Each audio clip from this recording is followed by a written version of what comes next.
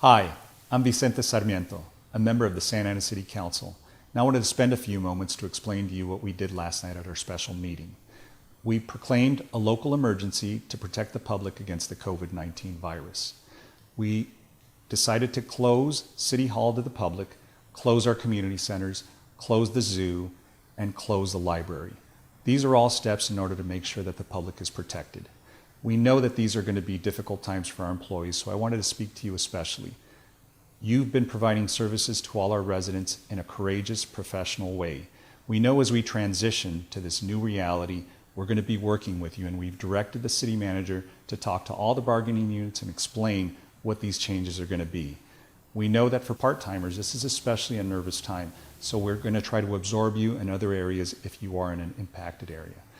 We also want to make sure that our residents are protected and they're calm during these very, very difficult times. One of the first things that we did was follow the governor's directive on moratoriums on rental evictions. So the City Council did adopt that as one of its provisions. We're going to make sure that folks are not evicted from their home during this crisis. But we went a step further. We made sure that there also is going to be a prohibition against commercial evictions. It's important that our local micro businesses are able to survive and get relief during this difficult time. We know that commerce is going to be impacted, and if these folks and these businesses go away and they fail, it's going to be a major impact to our local economy.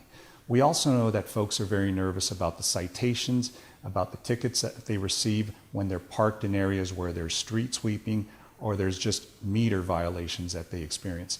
Those are going to be waived and suspended during this time.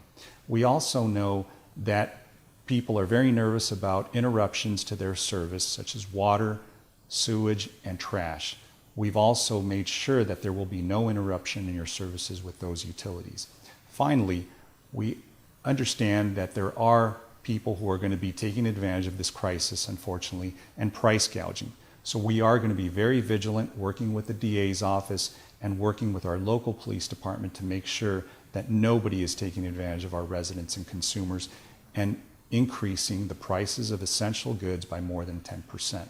So we are doing a lot more than we ever expected to do in this moment. That's very, very difficult, but we wanted to ensure the public's trust, the public's confidence that government, even though we won't be as present as we've been, is continuing to work, continuing to operate, and making sure that you are protected.